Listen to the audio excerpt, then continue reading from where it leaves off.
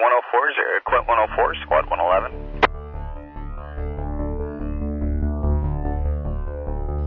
Passing air duster cannon passing out repeatedly, informants of passerby, tech 200. There's a whole lot of people in this world that really need help.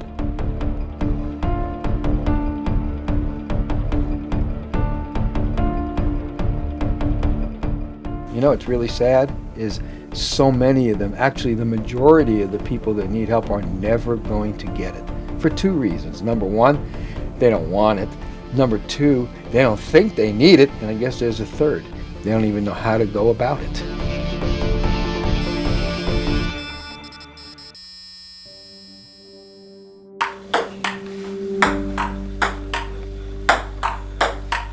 I think about Dillon, and the first thing I do is I smile because he's such a character. I mean, he's one of those guys that's pleasant. You look forward to see. He's just a good guy. Oh, you got out slick that time.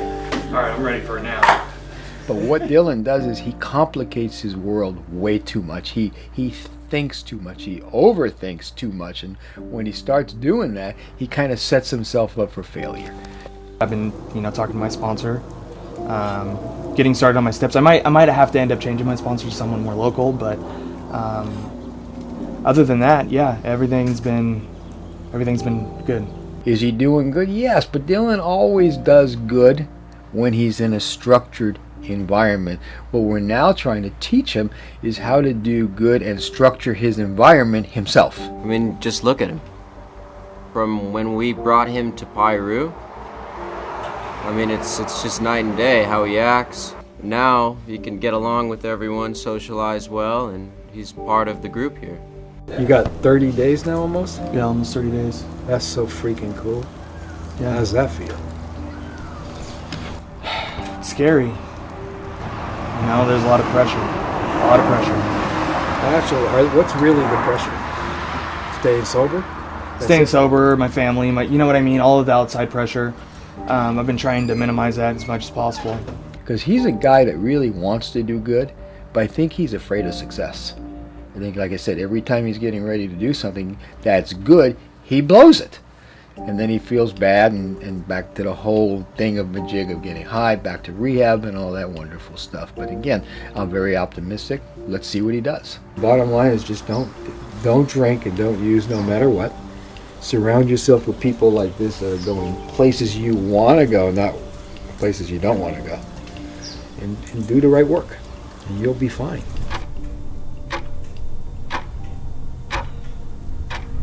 You're living in reality now, but this is the reality that you created. Right. So take me through your reality. We know your baby is in the hospital. Mm-hmm. We know it's in the midst of getting detoxed, and it's going through with withdrawals. But fill me in now. I mean, you guys are dealing with Children's Services and all kinds of craziness, so let's hear it. So Children's Services came to my house and wanted to do a meeting. Of course, Mason went to test for them. I went to test for them. We both tested, clean. But because I did a voluntary case and I had a previous case, that worries them. Of course, it's a valid worry. But what sucks is they're using that and they're going to try to take custody from me. The goal always is to protect the child. In Jennifer's case, she was clearly pregnant. She was shooting dope, strung out, suicidal, and all kinds of issues. So when Children's Services got involved, even though Jennifer was doing well, she was still on detox medications, in and out of rehab. So the first thing that has to happen is that baby has to be safe and protected.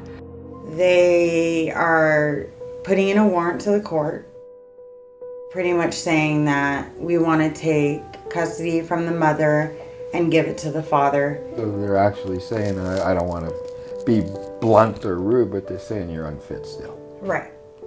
So how does that feel?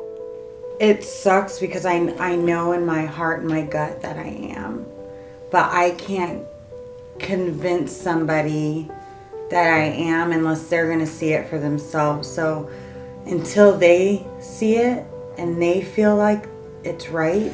My priority is of course you, but even more than that, it's your kid. Yeah. And that kid needs to be safe. Let me ask you, Mason, I mean, are you fit? I believe I am. Because I want nothing more than to do right for this baby and give them everything that I couldn't have and be just the best father role model, and nothing is going to get in my way for that. There's nothing else in this world that means more to me than giving that child everything. So, what about the drugs? Nothing. They mean nothing anymore. That is the past and a mistake and just a chapter in my life that I can't redo. I accept, and I'm just going to move forward from. 2 days before my 16th birthday, I found my brother, and he had overdosed from heroin and apparently had been using cocaine earlier that day too, and drinking. What do you mean you found him? He was in our room, and I thought he was snoring, but it was like the gases being released out of his body, and then I tried to wake him up because it didn't sound right. And when we called the paramedics, they said that he had already been dead for 2 hours. That's terrible. Yeah, and then that's kind of ultimately what set me down my path of doing the wrong thing, because even if your parents raise you correctly and do everything right for you, nobody can ever prepare you for something like that. And I didn't know how to handle it, so I coped with removing myself from it and using drugs as pretty much a wall to just escape. You found your brother dead? Yes. Wow. And the way you coped with that was? Escaping reality. Using? At first, just marijuana, then it progressed to cocaine, and then meth and heroin every once in a while. People don't start using drugs because of stress. I mean, people say that all the time. It's people started using because they have anxiety, they're stressed. No, they start using drugs because they start breaking their contracts. I'll never smoke weed. They start smoking weed. I'll never use harder drugs. They start using harder drugs. And then one day they take that magical pill, fix, drink, or whatever it is that just makes them feel different and better than anything they've ever felt before. Now, how do they deal with stress and anxiety? By using that drug. So that's where it becomes, it doesn't start because of stress and anxiety. It starts because we have an addictive personality. We're playing with stuff. It feels great. We're in this new clique of people. Everyone loves us. And then once we hit that magical, whatever it is, drug, like I said, fix, pill, drink, whatever the deal is, all of a sudden that's our escape from everything. If we had a bad day, we want to use drugs to feel better. If we had a great day, we want to celebrate. If we're all pissed off, we want to calm down. So drugs now become a coping mechanism for people that use, so that when we're dealing with people like, let's say, Jennifer, Mason, Dillon, or whoever, it's not teaching people now how to stop using drugs. That's easy. We could take the drugs away. It's now teaching people how to deal with stress and all those other feelings in life without drugs.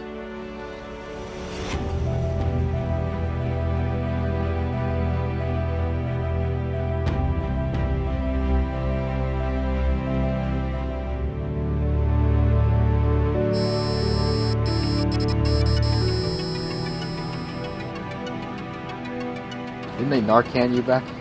You're gonna end up dead. And we already had 7 funerals in Santa Clarita this year. Yeah. You probably know some of them. For too many families, this is an unimaginable tragedy that's taken the lives of people in every generation and in every community across America. It's pervasive, and if we don't get a handle on it, we are going to lose our most precious commodity, our generation of children, and who knows what will be passed down from that. It's exhausting families, it's plaguing the criminal justice system, and tasking behavioral and mental health organizations to their extremes. Yes, I love my son. This is every parent's worst nightmare ever. And for first responders, our deputies, the local police, our firefighters and paramedics, their lives are on the line now more than ever before.